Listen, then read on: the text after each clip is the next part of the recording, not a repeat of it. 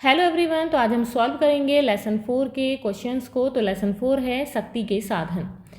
अभ्यास के लिए प्रश्न है। सबसे पहला प्रश्न है, कोयला हमारे लिए किस प्रकार उपयोगी है, स्पष्ट कीजिए।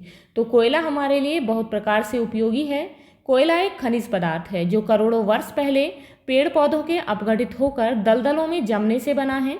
कोयले के प्रमुख उपयोग निम्नलिखित हैं। तो यहाँ पर सबसे पहले है, रेल के इंजन चलाने में कोयले का उपयोग किया जाता है। लौह इस्पात कारखानों में ऊर्जा के रूप में कोयला काम आता है। कारखाने और जहाज चलाने में कोयले का उपयोग होता है। ताप विद्युत केंद्रों में कोयले से बिजली उत्पन्न की जाती है। सीमेंट और उर्वरक उद्योग में भी कोयला काम आता है। रसोई में भी कोयले का उपयोग खाना पकाने के लिए होता है।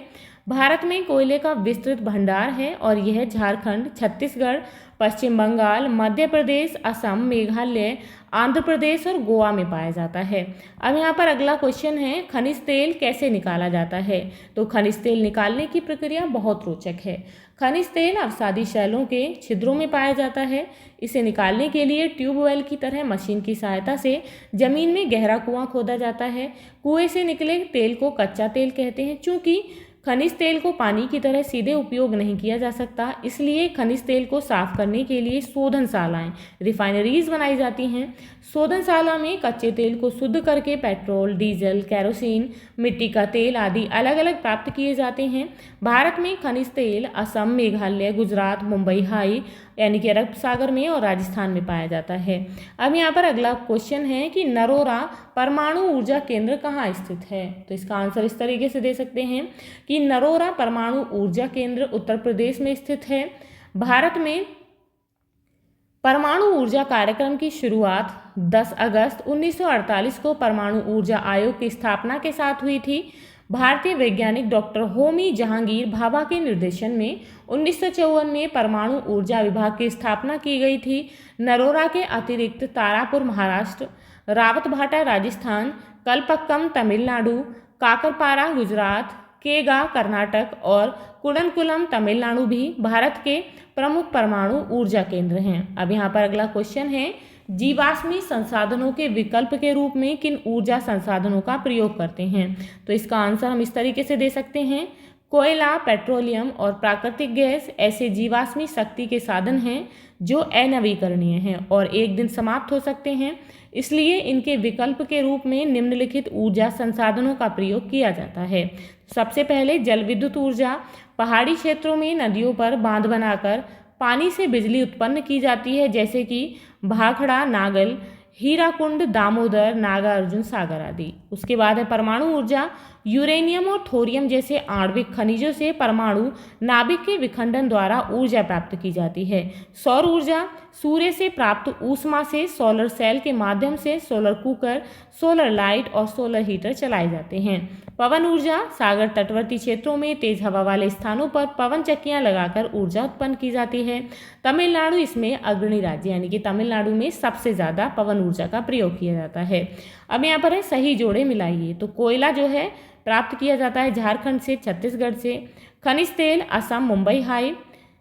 परमाणु ऊर्जा यूरेनियम, थोरियम से। और जल विद्युत ऊर्जा बांध बनाकर बांध से।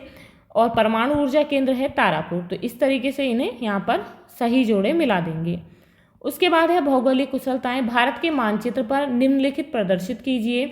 आप भारत के मानचित्र पर जो है जल विद्युत केंद्र दिखाएंगे, कोयला उत्पादन के क्षेत्र तथा खनिज तेल उत्पादन के क्षेत्रों को प्रदर्शित करेंगे। तो यहाँ पर है, आप देख सकते हैं, आपको इन्हें एक मानचित्र पर दर्शाना है। तो जल विद्युत केंद्र हैं भाखड़ा नागल जो कि पंजाब हिमाचल प्रदेश में है, हीराकुंड उड़ीसा में है, नागार्जुन सागर आंध्र प्रदेश में, रिहंद जल विद्युत केंद्र है उत्तर प्रदेश में, दामोदर झारखंड पश्चिम बंगाल में, बारामूला जम्मू कश्मीर में, मयूराक्षी पश्चिम बंगाल में।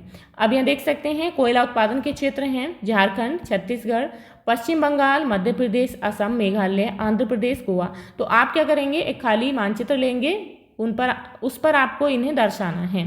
खनिज तेल उत्पादन के क्षेत्र हैं असम, मेघालय, गुजरात, मुंबई हाई, राजस्थान। अब यहाँ पर है परियोजना कार्य, प्रोजेक्ट वर्क है। ऊर्जा के साधनों के वर्गीकरण को एक चार्ट पर प्रदर्शित कीजिए। तो आपको जो है एक चार्ट पर इसे दिखाना है। शक्ति के साधन परंपरागत ऊर्जा, कोयला, पेट्रोलियम, प्राकृतिक गैस, और गैर परंपरागत ऊर्जा है परमाणु, जल विद्युत, पवन, सौर, भूतापीय, ज्वारीय और बायोगैस।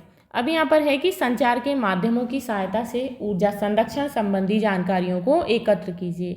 तो आप जो है इस तरीके से बता सकते हैं, जैसे कि फॉर एग्जाम्पल, मैंने अखबार, दूरदर्शन, रेडियो और पुस्तकों से ऊर्जा संरक्षण की निम्नलिखित जानकारियाँ एकत्र की हैं। तो बिजली बचाने के उपाय, जैसे कि जब कमरे में कोई न हो तो बल्ब, पंखा और टीवी बंद कर दें। एलईडी बल्ब का उपयोग करें क्योंकि यह कम बिजली खर्च करते हैं। फ्रिज का दरवाज़ा बार बार न खोलें। सोलर पैनल लगाकर सौर ऊर्जा का उपयोग करें। पेट्रोल डीजल बचाने के उपाय, कम दूरी के लिए साइकिल का उपयोग करें। कार पूलिंग करें, अर्थात एक गाड़ी में अनेक लोग जाएं। इलेक्ट्रिक वाहनों का उपयोग बढ़ाएं। वाहन की गति सीमित रखें जिससे कम ईंधन खर्च हो। लकड़ी और कोयला बचाने के उपाय, रसोई में गैस या सोलर कुकर का उपयोग करें। बायोगैस प्लांट लगाकर गोबर से गैस बनाएं। पेड़ ना काटें और अधिक से अधिक पेड़ लगाएं। जल ऊर्जा संरक्षण के उपाय, पानी की बर्बादी न करें। वर्षा जल को संचित करें। नदियों को प्रदूषित न करें ताकि जल विद्युत उत्पादन बना रहे। तो ये थे आपके लेसन 4 के क्वेश्चन आंसर्स। आई होप आपको समझ आ गए होंगे। तो यदि आपको क्वेश्चन आंसर से रिलेटेड कोई भी डाउट है, कोई भी क्वेरी है, तो आप मुझे कमेंट बॉक्स में कमेंट करके बता सकते हैं। तो मिलते हैं नेक्स्ट वीडियो में नेक्स्ट चैप्टर के साथ।